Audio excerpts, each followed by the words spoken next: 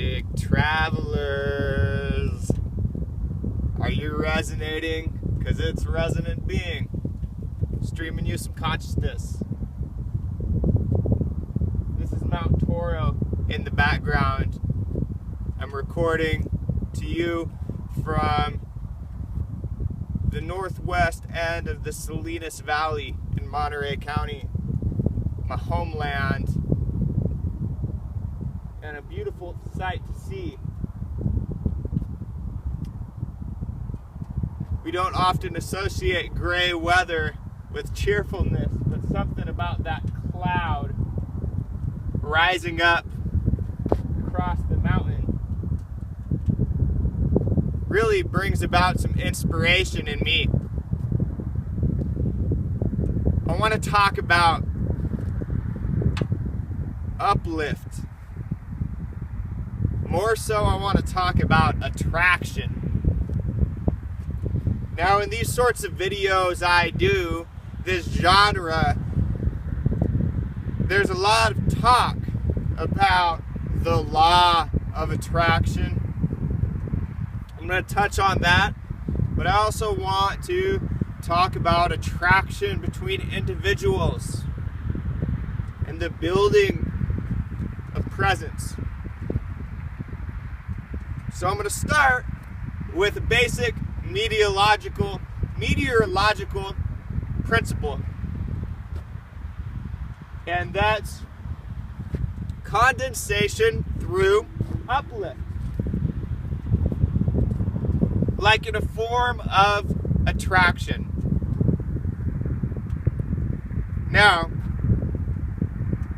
facing directly that way is the Monterey Bay. And when the cool, moist air is drawn inland from the bay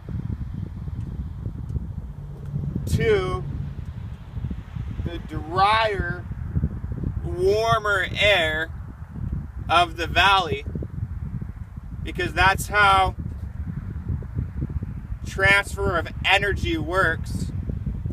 Poles circulate, differences cause circulation, low temperatures come in and under, causing heat to rise. When the moist oceanic air comes in and encounters natural land masses that cause uplift, cause the warmer valley air. And mind you, this is a temperate climate, so the temperature difference is very minute, but still present. When the cool moist air comes in and pushes up under the warm air,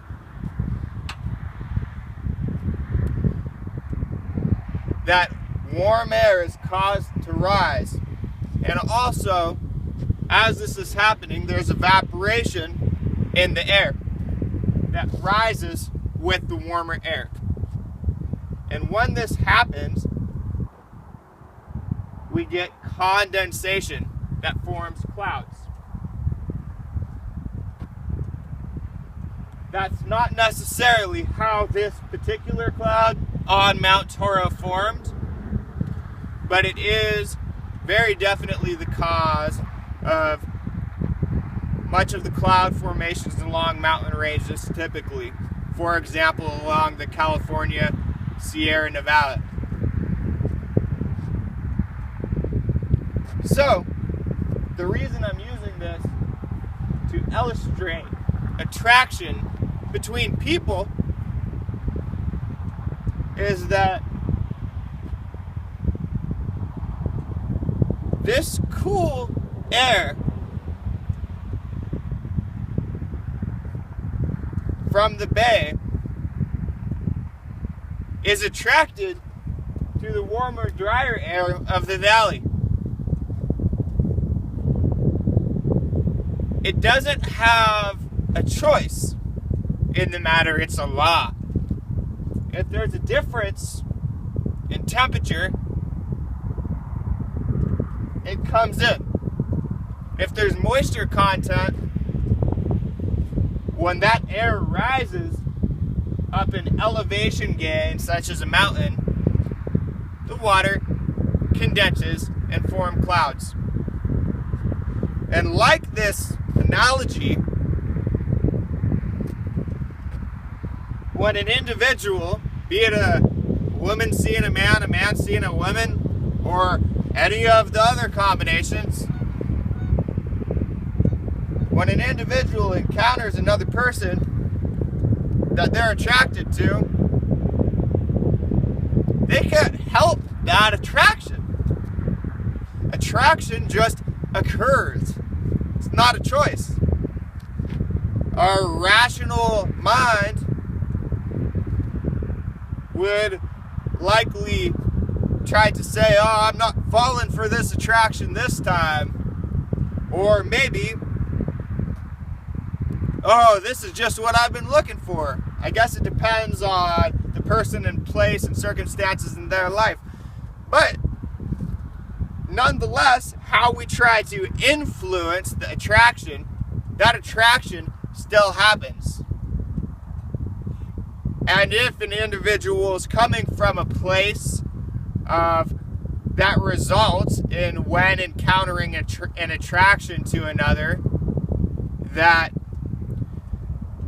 they try to tell themselves, oh, I'm not going to feel this attraction, the resulting uplift results in tension. It results in kind of an awkwardness, maybe a shyness, or maybe a saying too much or coming off kind of unattractively, even though in their comfortable state around friends and family, they would not act such a way. Or if a person's coming from a place where they've really been looking for this attraction and they really are looking for a person to share such attraction with, that attraction might uplift into a lot of kindness and enthusiasm and laughter and mutually reciprocated goodwill. How does this translate to the law of attraction? Well, the law of attraction, as far as I know, coined from a book called Thus So, the law of attraction, written by, I don't know, someone, but in recent times, probably not more than 20 years ago, the law of attraction talks about manifesting what you want in your life by acting in accordance with the way you want to be. Now, I've talked about this sort of thing a lot in my videos, and that's that if you're thinking a certain way, it's going to have a certain result. So the law of attraction is actually very simple, and it's exactly the same as attraction between two people and attraction of differences in air temperature causing cloud formation. It's not something we have a choice in. Attraction occurs. We're going to be attracted to doing certain things, having or not having certain things. Those are all attractions.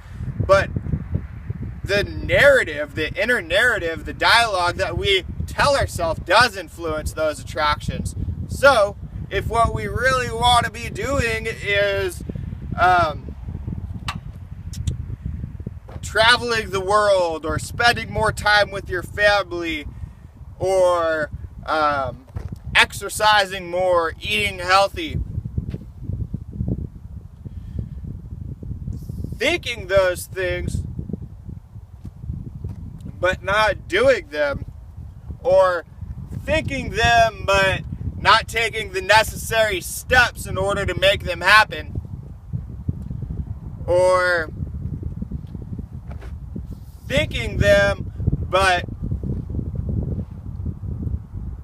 then also creating a counter dialogue of the reasons why you shouldn't do those, creating justifications of why you shouldn't try to make that life happen, the life that you want to live, or as Infinite Waters Diving Deep likes to say, your highest version, your greatest version, manifesting your greatest version.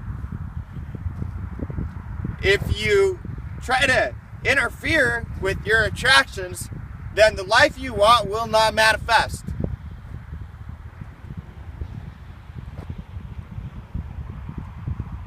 In contrast, if you do everything you can, every single moment of your life,